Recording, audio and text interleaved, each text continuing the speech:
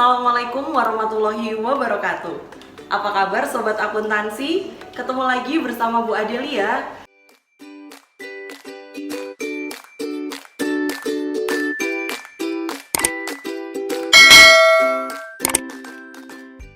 Nah, kali ini kita akan memasuki satu pokok bahasan baru. Kalau kemarin-kemarin kita sudah membahas kenapa kita perlu tahu tentang kerangka dasar dari pelaporan keuangan. Nah, dalam pertemuan kali ini kita akan membahas salah satu dari laporan keuangan itu, tentang laporan arus kas. Nah, laporan arus kas, laporan namanya adalah arus kas. Jadi dia menunjukkan arus kas masuk dan juga arus kas keluar. Jadi singkatnya dalam laporan arus kas ini dia menunjukkan dari mana saja uang kas masuk ke perusahaan, sumbernya dari mana, dan untuk apa uang kas ini digunakan. Misal, perusahaan dapat uang masuk dari adanya penjualan barang dagang. Kemudian perusahaan mengeluarkan uang kas untuk keluarnya untuk membayar gaji karyawan. Nah, itu akan dicatat di laporan arus kas karena basicnya laporan arus kas adalah laporan yang menunjukkan dari mana uang kas masuk ke perusahaan dan untuk apa uang kas itu digunakan.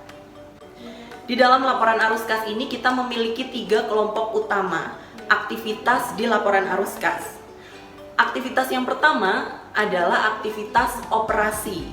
Nah, sesuai dengan judulnya aktivitas operasi, maka di sini aktivitas operasi ini menunjukkan kegiatan operasional perusahaan sehari-hari.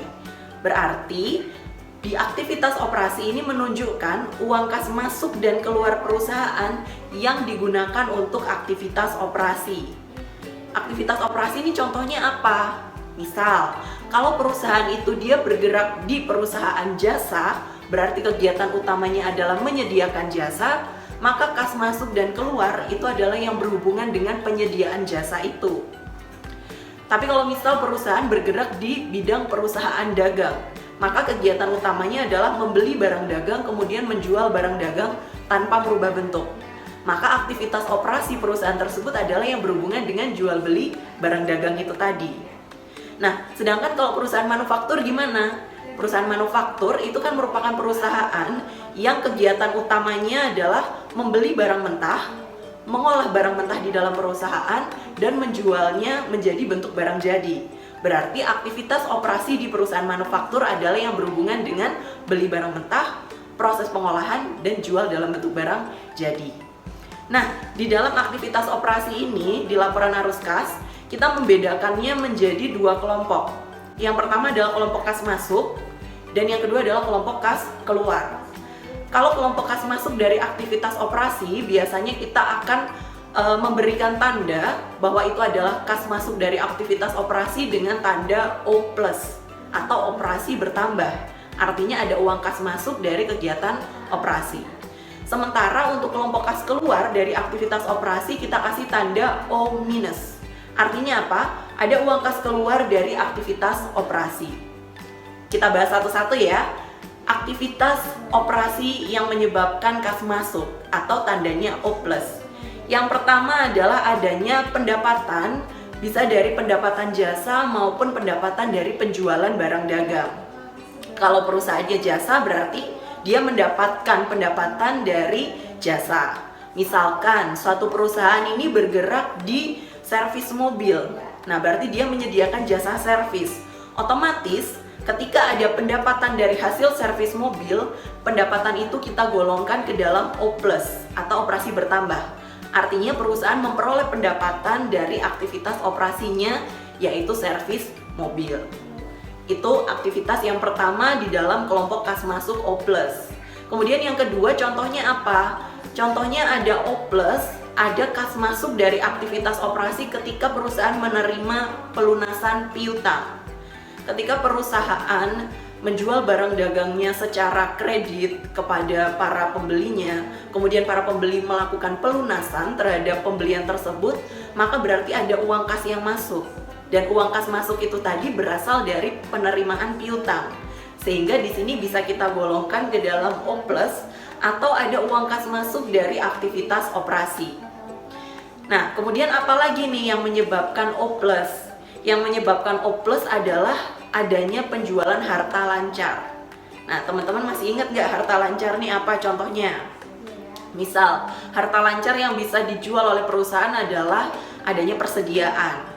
Misalkan perusahaan sudah terlanjur membeli kertas 100 rim. Padahal kebijakan baru perusahaan adalah menerapkan perusahaan yang paperless. Tidak menggunakan kertas, sedikit menggunakan kertas. Nah, kertas yang 100 rim ini tadi harus kita gimana kan? Bisa kita jual. Nah, hasil penjualan dari persediaan kertas 100 rim itu tadi bisa kita masukkan ke dalam kelompok O+, atau adanya uang kas yang masuk dari aktivitas operasi. Nah, itu tadi adalah aktivitas-aktivitas yang menyebabkan O+.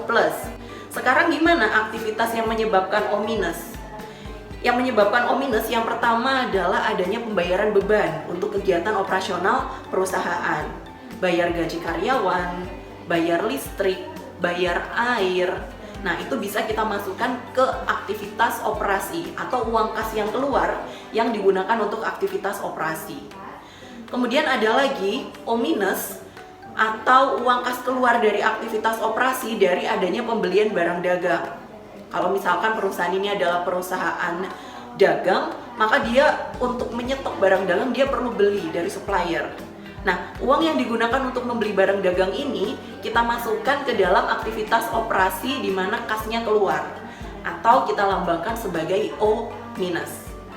Kemudian ada juga kas keluar dari aktivitas operasi dari pembelian aset lancar.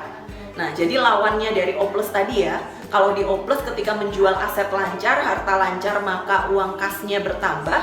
Tapi kalau di O-, maka ketika kita membeli aset lancar tersebut, maka uang kas perusahaan akan berkurang atau kita masukkan ke O-. Nah, itu tadi adalah aktivitas-aktivitas di dalam yang termasuk ke dalam aktivitas operasi di dalam laporan arus kas.